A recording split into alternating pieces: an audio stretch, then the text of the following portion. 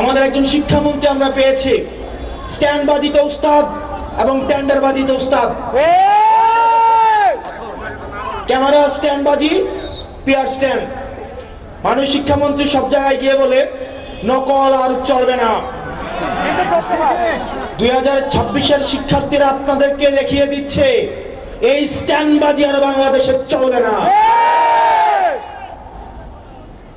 হাঁটু সমান পানিতে, বুক সমান পানিতে 2026 সালের এইচএসসি পরীক্ষার্থীদের আপনি ডুবিয়ে ডুবিয়ে আপনি পরীক্ষা দিতে বাধ্য করেছেন। এবং একটা পরীক্ষার প্রশ্ন আপনি প্রণয়ন করেছেন, আপনি পরীক্ষার প্রশ্নের মধ্যে 2টা সৃজনশীলে আপনি ভুল দিয়ে রেখেছেন। একটা পরীক্ষার্থীর তখন মানসিক অবস্থা কি ধরনের হয় একবার চিন্তা করেন। সে যখন দেখে প্রশ্নপত্রে ভুল, সে যখন নিজে চেষ্টা করে পরীক্ষায় উত্তর মিলানো, পরীক্ষা দিয়ে এসে হয়তো বুঝতে পারে প্রশ্নপত্রে ভুল, সে যখন উত্তর মিলাতে পারে না, তখন পরীক্ষার মধ্যে কি ধরনের মানসিক অবস্থা তৈরি হয় একবার চিন্তা করেন। আপনারা একবার দুঃখ প্রকাশের প্রয়োজন বোধ করলেন না, বরং এই শিক্ষার্থীদেরকে আপনারা বলছেন মাদকাসক্ত।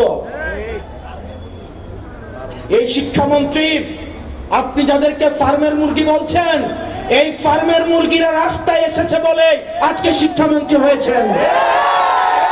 এই ফার্মের মুরগিরা রাস্তায় নেমে এসেছে বলেই শিলং থেকে এসে সংবিধান বিশেষজ্ঞ হয়েছে। এই ফার্মের মুরগিরা রাস্তায় এসেছে বলেই আজকে লন্ডন থেকে এসে বাংলাদেশের প্রধানমন্ত্রিত্ব করছে। শিক্ষামন্ত্রীকে বলবো, শিক্ষার্থীরা গিনিপিগ নয়, শিক্ষার্থীদেরকে নিয়ে এক্সপেরিমেন্ট বন্ধ করুন। কিছুদিন পর পর একটা জিনিস ইচ্ছা হয়, আপনারা সেটা তাদের উপরে চাপিয়ে দেন, শিক্ষার্থীদের উপরে চাপিয়ে দেন। এই শিক্ষার্থীদের আপনাদের এক্সপেরিমেন্টাল টুল না, যে যখন ইচ্ছে তাদেরকে নিয়ে এক্সপেরিমেন্ট করবেন, এক্সপেরিমেন্ট ফেল করলে আবার সে এক্সপেরিমেন্ট তুলে নেবেন।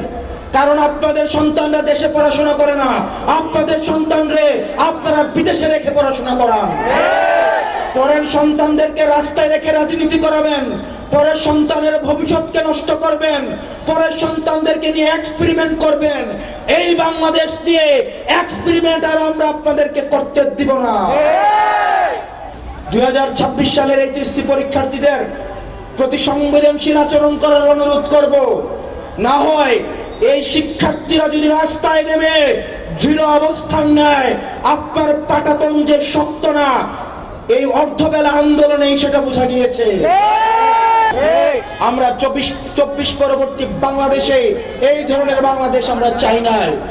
ব্যবসায়ীরা হাহাকারের মধ্যে রয়েছে, ফুটপাতের হকাররা হাহাকারের মধ্যে রয়েছে, রিকশাওয়ালা ভাইয়েরা হাহাকারের মধ্যে রয়েছে। 200 টাকা ইনকাম করলে 50 টাকা বিএনপি ছাত্রদল যুবদলকে চাঁদা দিতে হয়, স্থানীয় এমপিদেরকে চাঁদা দিতে হয়। এই চাঁদাবাজির বাংলাদেশ আর চলবে না। আপনারা যদি মনে করে থাকেন এই চাঁদাবাজির যাত্রা আপনারা অব্যাহত রাখবেন, মনে করার দরকার নাই এইভাবে বেশি দিন খাইতে পারবেন। হাসিনার হয়তো 17 বছর লাগছে। আপনারা এটা বলেন সত্য, প্রত্যেক দিন জুলাই হয় না, প্রত্যেক বছর জুলাই হয় না, কিন্তু যখন জুলাই হয় তখন পালানোর জায়গা পাবেন না। হাসিনার জন্য ইন্ডিয়া ছিল, আপনারা বলেন আপনারা বাংলাদেশ পন্থী দল, আপনাদেরকে আমাদেরকে ইন্ডিয়াও নিবে না, পাকিস্তানও নিবে না, আমাদেরকে এই দেশের মধ্যেই থাকতে হবে। এবং আমরা যদি